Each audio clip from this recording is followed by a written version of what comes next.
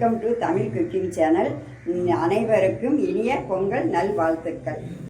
இன்றைக்கி நம்ம சேனலில் இன்றைக்கி கூட்டு குழம்பு வைக்க போகிறோம். எல்லா காயும் போட்டு பொங்கலுக்கு. என்னால் பொங்கல் வைக்கிற வீடியோ எடுக்க முடியல. அதனால் உங்களுக்கு இந்த கூட்டு கலவை குழம்பு மட்டும் எப்படி வைக்கிறதுன்னு பாருங்கள். இன்றைக்கி நான் 4 மணிக்கே பொங்கல் வச்சு 6:30க்கெல்லாம் சாமி கும்பிட்டோம். அதனால் என்னால் வீடியோ எடுக்க முடியல. அதனால தான் இந்த கலவை குழம்பு எப்படி வைக்கிறதுன்னு பார்ப்போம் வாங்க. இப்போ இந்த கேஸில் ஒரு பாத்திரத்தை வச்சுருக்கோம். இதில் ஆயில் போட்டுக்குவோம். நான் 2-3 ஸ்பூன் ஆயில் போட்டிருக்கேன்.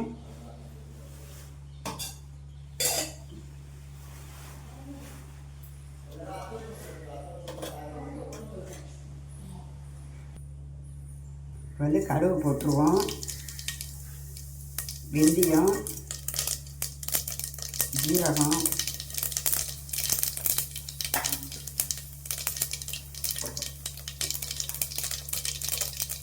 அடுத்து கருவேப்பிலை, சின்ன வெங்காயம் நறுக்கி வச்சுருக்கேன். இதையும் வச்சுருவோம்.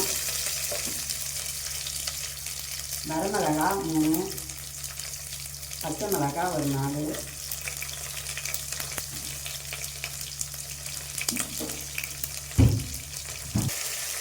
எல்லாத்தையும் போட்டு நல்லா வதக்குவோம். அடுத்து தக்காளி ஒரு பெரிய தக்காளியாக 2 நறுக்கி வச்சுருக்கேன். அதையும் இங்கே சேர்த்துருவோம்.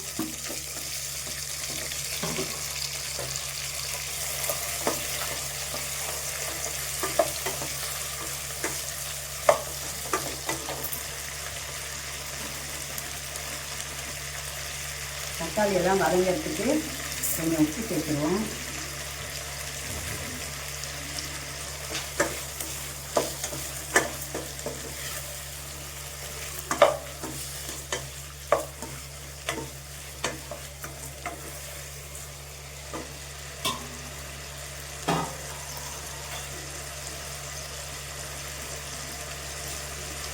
நான் ஒரு 11 காய் நறுக்கி வச்சுருக்கேன். எல்லாமே நாட்டுக்காய் தான். எல்லா காயும் இதில் சேர்த்துருவோம். கத்திரிக்காய், பீர்க்கங்காய், கொத்தவரங்காய், அவரைக்காய், பட்டாணி, மொச்சக்கொட்டை, வாழைக்காய், நிறைய காய் சேர்த்துருக்கேன். ஏன்னா இந்த குழம்பு காய் தான் ரொம்ப டேஸ்ட்டாக இருக்கும். காயெல்லாம் நல்லா வேகட்டும், புளித்து விடுவோம்.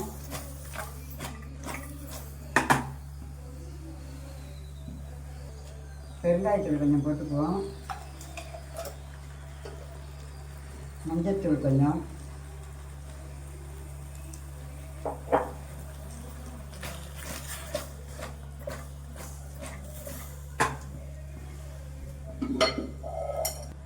தண்ணி எதுவும் ஊற்றல. குலுக்கி விட்டு மூடி வைக்கிறேன்.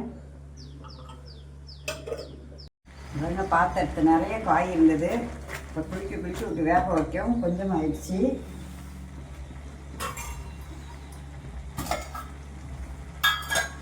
நான் மிளகாத்தூள் 1 ஸ்பூன் போட்டுக்கிறேன். மல்லித்தூள் ஒரு 1/2 ஸ்பூன் போட்டுக்கிறேன். உங்கள்கிட்ட குழம்பு மிளகாய் தூள் இருந்தாலும் போட்டுக்கலாம், இல்லை சாம்பார் தூள் இருந்தாலும் நீங்கள் சேர்த்துக்கங்க.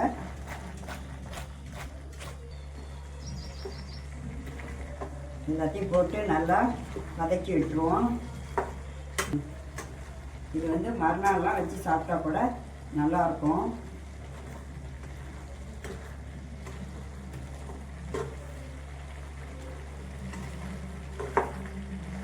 ஏன்னா எல்லா காயுமே நாட்டுக்காய் தான்.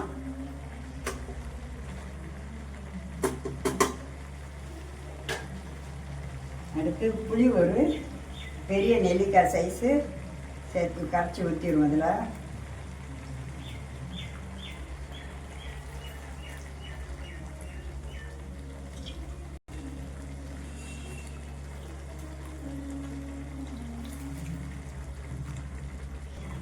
புளி கரைச்சி ஊற்றிட்டு கொஞ்சம் நேரம் வேகட்டும்.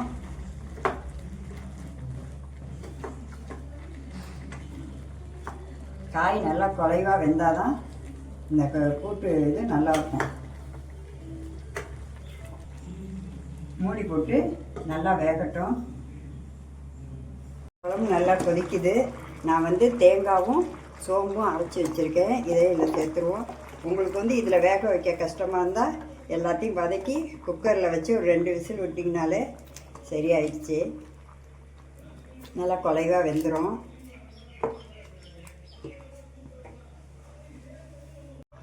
வெங்காய குழம்பு நல்லா கொதிக்குது. கொஞ்சம் உப்பு பத்தலை, அது கொஞ்சம் போட்டுக்குவோம்.